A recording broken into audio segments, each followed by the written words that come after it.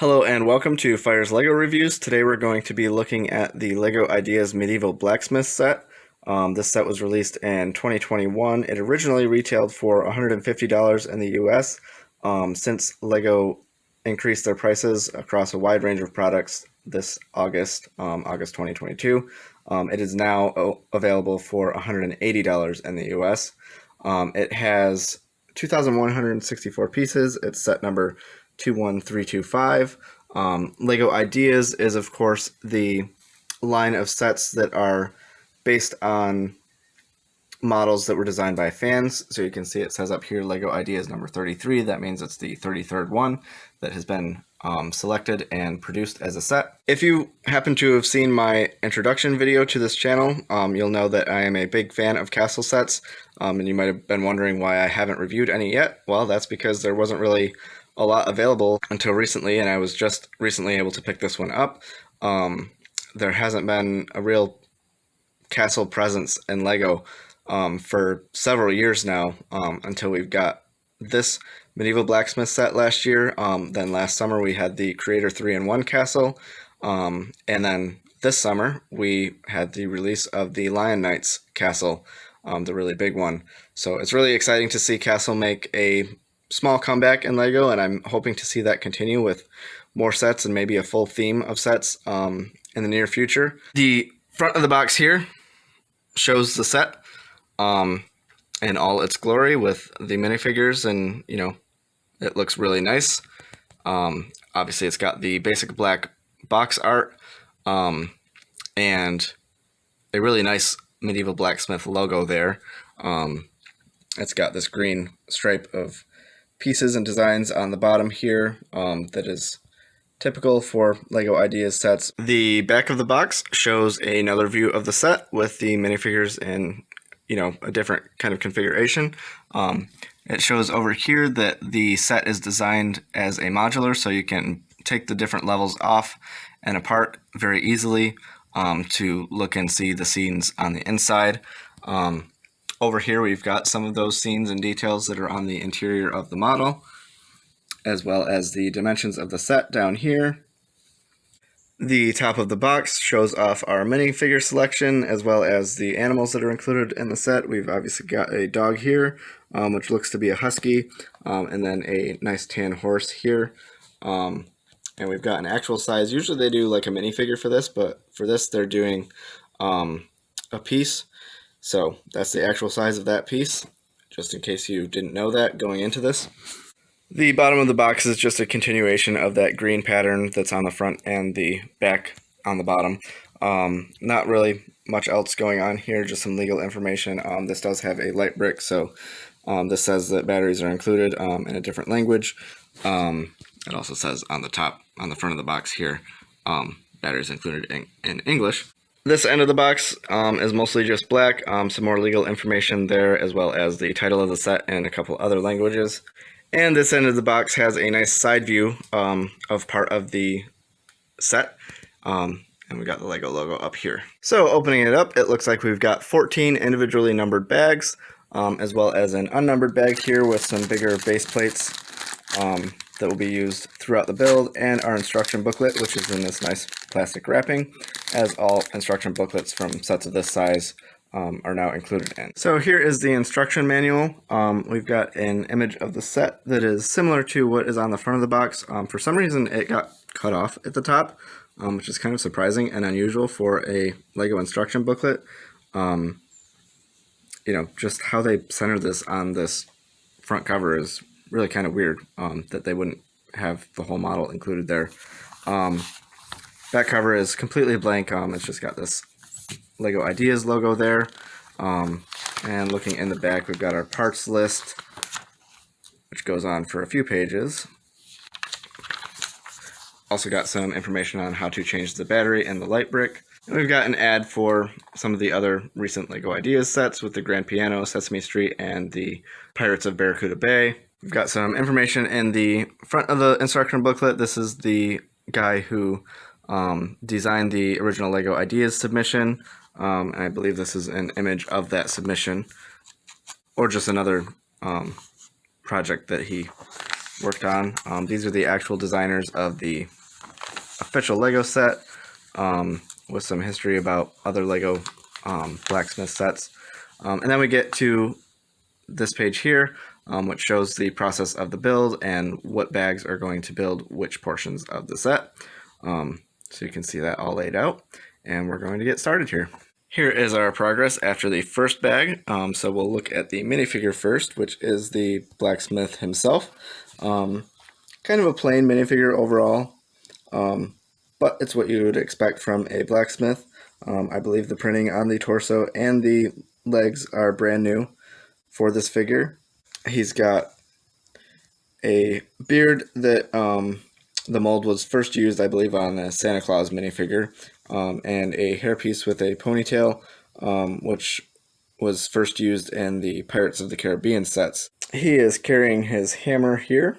He does have a double-sided face under the hair and the beard. So this side, he's got a big grin, some stubble on his cheeks, and then on this side, kind of like a look of concentration with his tongue out and just looking really focused, like he's working hard on something.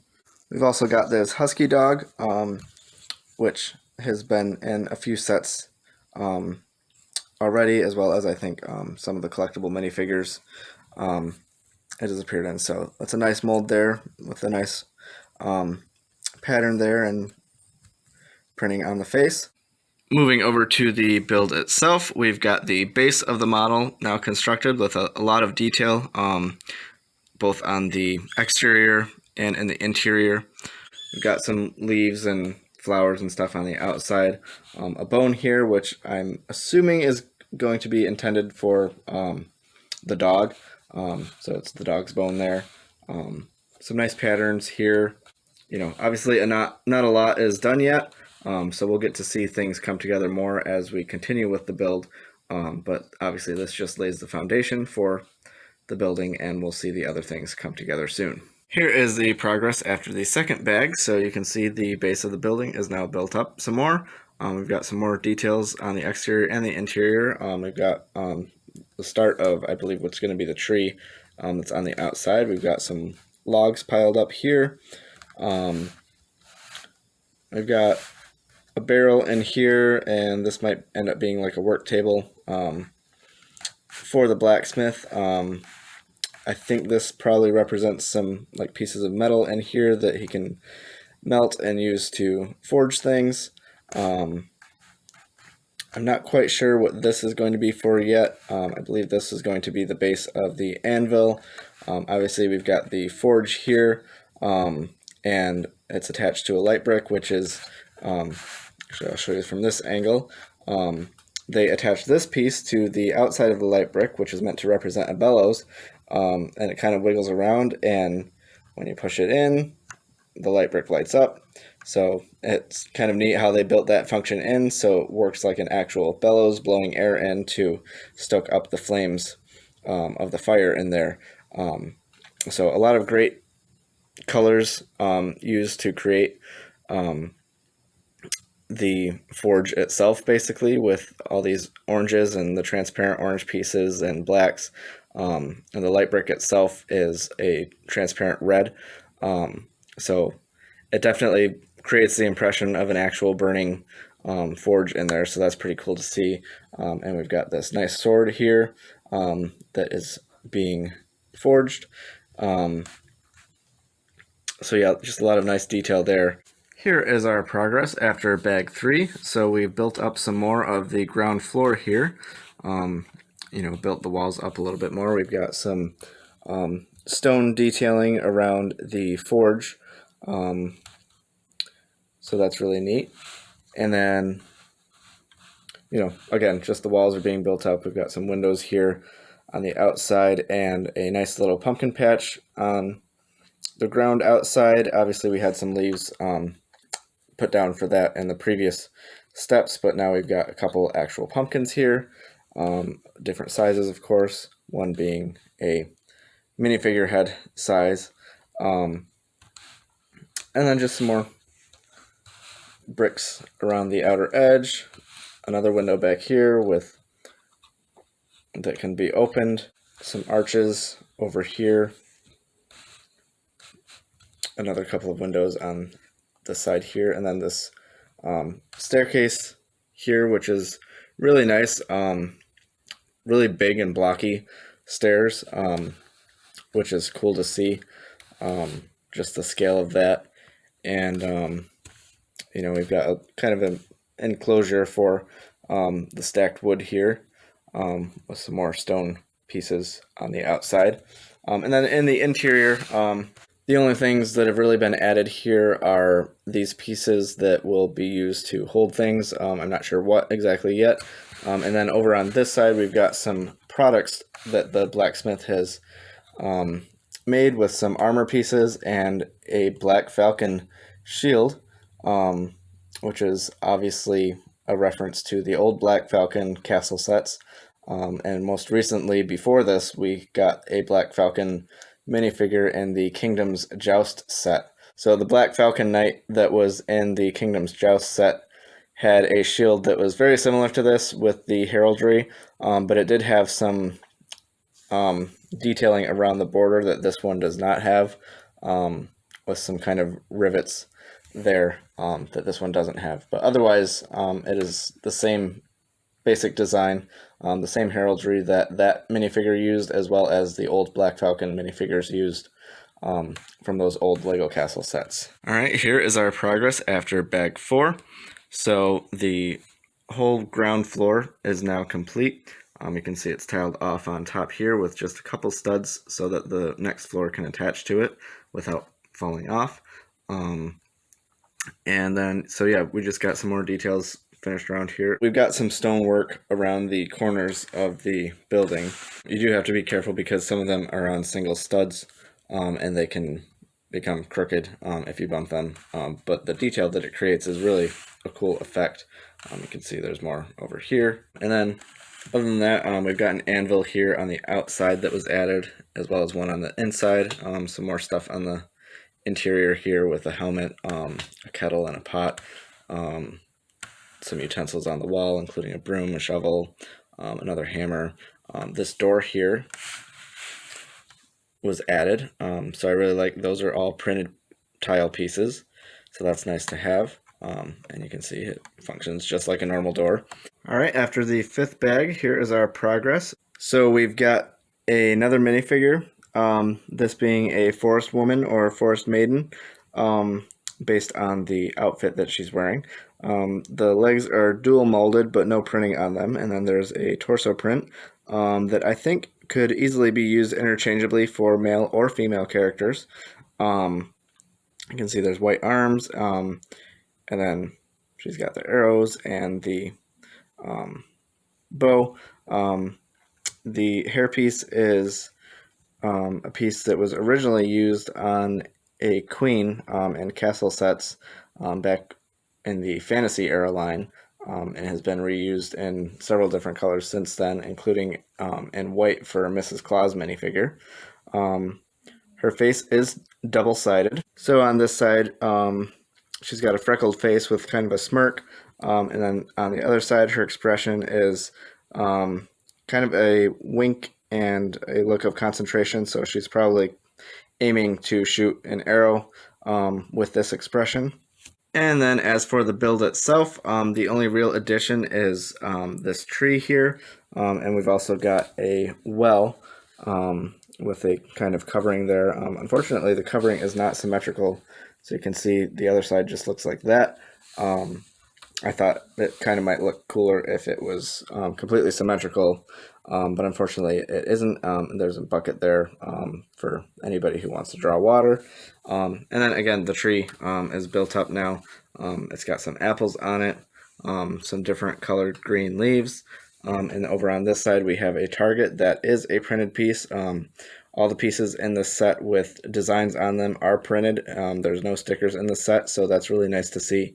You can see there's also a little frog there sitting on the branch of the tree. Here is the build from bag 6. So we've got the second level of the building has been started with this bag. So we've got a few details around the outer edge with the walls that are going to be built up. Most of the real detail here is on the interior, so you can see there's this table here, a barrel with, some kind of drink in it, maybe wine or ale or beer. And then over here we've got a fireplace, kind of a cooking area. You can see there's something in the pot there, maybe some vegetables, and then a butter churn over here. So this is more kind of like the living area, maybe cooking space of the building based on the furnishings and the items that are present there. But yeah, not a whole lot else, especially on the exterior. The wall's only built up by a couple bricks at this point, and there's some exposed studs that are probably going to have things added to them as we move along. After the 7th bag, here is our progress on the 2nd floor. So exterior, we just have some more walls built up now with some exposed studs, at least for the time being. Give you a full rotation. We've also got the start of the roof design. It's actually not part of the roof, but it is the same design as what will be on the roof. And it's kind of a little overhang here with a logo, a tile with a printed logo here for the blacksmith. So that's really nice to have a printed piece. And then on the interior, we've just got some more details in the house. There's some food and goblets to populate this table. We've got 2 really nicely designed chairs. They are a little bit bigger, obviously, than minifigure scale, but they are a really excellent design, I would say. I love the use of the axe pieces as the back of the chair. I thought that was really kind of innovative piece usage. And we've also got this kettle over here, a carrot that has been partially chopped over there. Here is the progress after bag 8. So the 2nd floor is now complete. We've got it all tiled off on here on the top, except for these couple of studs there and there, so that the top level can attach to that easily and be able to be removed easily thanks to all the tiles. No more detail was added on the interior. All of this was just to build up the walls all the way to the top and add exterior details. So we've got some really nice designs here with these brown pieces on the outside that give it a really nice look all the way around. So I really love how they were able to accomplish that design with these pieces and the curved plates. It looks really nice as a finished product. And then we also have some connection points out here so that all of this is kind of stable now. I did want to point out that when I was building this, this middle column came loose when I was actually trying to get this 1x1 plate on top here. The whole piece broke off, and it actually broke off down here as well. So just be a little careful when you're building that section. But once it's actually built, it's all pretty stable and solidly in there. I just wanted you to be aware of that when you're building it yourself. And, this piece still might be a little bit looser than some of the other sections of the build, but overall not too big of an issue. We also have this door here, which of course can open and close, and a lantern outside of the front door as well. So here is the build after you add the first level to the ground level. It is modular, so there are just a few connection points there, and then it places on there pretty easily, like so.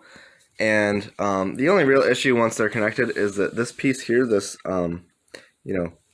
column, is not attached to anything. I'm not sure what they possibly could have done to change that, because this is, the bottom part is obviously part of the ground level, and then this part up here is part of the first level. But if you're not careful, there's a little bit, you can kind of see the gap there because they're not actually connected to each other. But other than that, it's not a huge issue. you know, it's not something everybody's really going to notice. You'll probably mostly just notice it if you're the one building it. But here's the full 360-degree rotation of the model with the two levels attached. So bag 9 starts the top floor of the building. So you can see there's not a ton of stuff here yet, just kind of some bare bones things. There's a few details on the inside. We've got this really nice bearskin rug, so I think it's really neat how they, you know, came up with the pattern to do that with these little black pieces, the 1x1 tiles. And then we've got a chest here with kind of a backpack rucksack type thing. There is a compass in there, a little 1x1 round plate, and over here we've got maybe the blacksmith is you know, hoping to have a career as a writer, you know, kind of on the side, and he's writing a storybook. So there's a little, you know, once upon a time 1x2 plate there, with a quill and a little stool in front of it, and of course a lamp here beside it. So that's a neat little detail there. But other than that, like I said, it's pretty bare bones at this point. Obviously, we're going to be adding more detail and obviously the exterior of the top floor in the remaining bags. Here is the progress after bag 10. So you can see the only real interior detail that was added was this really nice bed here. I'll show you a better angle of it from this side. But it's got a really nice comforter pattern with the different colored tiles. So that's really neat. You know, the bed itself, I've talked before in some of my reviews about Lego beds, and you know, just the impressive amount of detail that are able to fit into such a relatively small piece of furniture. So that's pretty cool to see. And then the only other thing that this bag did was kind of build this main support beam in the middle of the top floor. So that's going to end up supporting like the roof and stuff that are going to go on later. We had a little bit of extra detail added to the outside with some of these plates here to create the border of this triangular like shield piece here. And then over on this side, some more detail over here as well. So here's our progress after the 11th set of bags. Not a ton was added, but there were some kind of important parts added here. So we've got a little bit more for the kind of cross beam where the roof is going to go. And then the biggest part of this bag was the detail on the ends with these beams here, that they are connected by those pieces in the middle there, and just it creates a really nice shape and pattern when it's combined together. You know, this triangular shield piece fits in there pretty much seamlessly.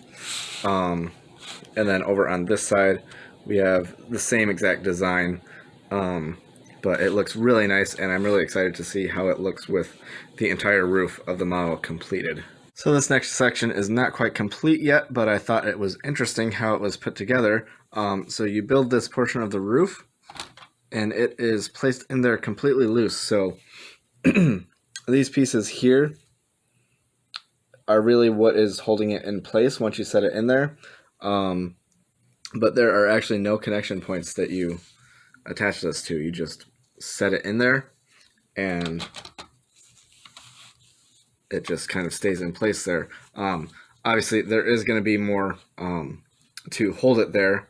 In particular, this section that we just built is going to go right here and provide some more stability for the rest of it. But I just thought it was interesting that actually setting it in here, there was no connection points at all. It just gets set in there. So that's something that I haven't really seen in a Lego set, as far as, you know, a big section like that being put together on the model and not actually being connected to anything physically. So here it is now completed after the 12th set of bags. So again, this side of the roof is now on, as well as this window here. The other side is still empty, so we'll build that in the next set of bags. And, you know, once this piece is in there, it does hold this in. You know, you can hold the model sideways or upside down if you want to, and this is not going to go anywhere. But if you feel it, it is, because again, there are no connection points there, so it's a little wobbly because it is not actually connected to anything, but it's not going to come falling off the model. So really interesting building technique there, the fact that they did that without having it be a connection point. Like I said, it's pretty unusual. I don't remember seeing anything like that in any other Lego set that I've ever built. The detail on the roof looks really nice with these triangular shield pieces with the bright blue and the dark blue and black, and then kind of this sand green moss that is on top of it. I really like the design there and how it all comes together, and how the pattern looks. It looks really nice. So the 13th bag finishes the top floor of the building, and one of the things that was added was the rest of this chimney here on the top floor. So this acts as another kind of piece to hold the roof in place here. But what was really interesting is that this side of the roof, once it is built, actually does not have any connection points. So this just, like putting the other side on, it just sets in there loosely. But unlike the other side where you have the chimney and the window that kind of secure it in place, there's nothing to secure it in place on this side. So it just sets in there and it can be removed. Obviously it's not going to go anywhere unless you hold it upside down or sideways or something. Again, these parts on the bottom here, these pieces pretty much hold it in place, but there's no actual secure connection points to really, attach it to. It just sets in there, and that's how it is. So again, I don't think I know of any other Lego sets where a technique like this was used, as far as not having any secure connection points. But obviously, again, it's not going to go anywhere unless you really try. If you hold it sideways or whatever, then it obviously would fall. But just on its own for display purposes, it's not going to go anywhere. It's not just going to randomly fall off or something.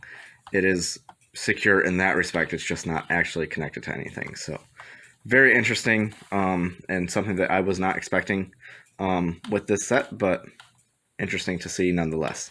And this is what it looks like with the roof, the top floor, attached to the rest of the model. So it is a very impressive structure, very beautiful as far as the colors and all the patterns, the designs on the outside of the building. It looks really fantastic, and one of the honestly one of the best castle themed sets that has been done by Lego so far. So just giving it a full 360-degree look of it. Just so much detail packed into every piece of this model, the exterior and the interior, as you saw when I was actually building it. The set is not complete yet. There is a couple more components to be added, but the building itself is done here. The 14th and final set of bags includes the final two minifigures of the set, these two Black Falcon soldiers, as well as a horse-drawn cart that also belongs to them. So let's take a look at the minifigures really quick. The first one here is an older man, and the leg and torso for both minifigures are identical, so you can see this really nice printed design on both of them. It features waist printing, no printing on the side, and then he's got armor here, just a little bit of detail on the back underneath the armor. You can see better on this minifigure. And then he's got this really nice long sword and a Black Falcon shield. So it's really neat to see them bringing back the Black Falcon faction. That was a little bit before my time as far as collecting Lego Castle sets. But it's neat to see them bring back some of the old heraldry in modern sets again. And obviously we've got some more Black Falcon minifigures in the Creator 3-in-1 Castle that also came out in 2021, as well as some more in the big castle set that came out this year for the 90th anniversary of Lego. And then also we are getting a Falconer minifigure in the next line of collectible minifigures, which also features the same Black Falcon heraldry and color scheme. So it's really neat that they are incorporating these minifigures in so many different sets now. And hopefully we see that more moving forward with some more factions, and maybe someday soon a proper castle theme, with a full line of sets will be really nice. Looking at the other minifigure, we have a female knight here, and she has a different piece of armor on her shoulders than the male knight has, and instead of a sword, she's carrying this kind of axe thing. That's a couple different pieces. It's the Lego spear piece with this axe piece attached to it, and then this piece on the bottom. I'm not really sure about the headband. I feel like it kind of looks out of place on a castle, medieval era minifigure, and the hairpiece definitely looks out of place to me. I think it might have been something from one of the Ninjago minifigures, and it just looks very modern. Kind of a hairstyle to me that doesn't really fit in with the era, in my opinion.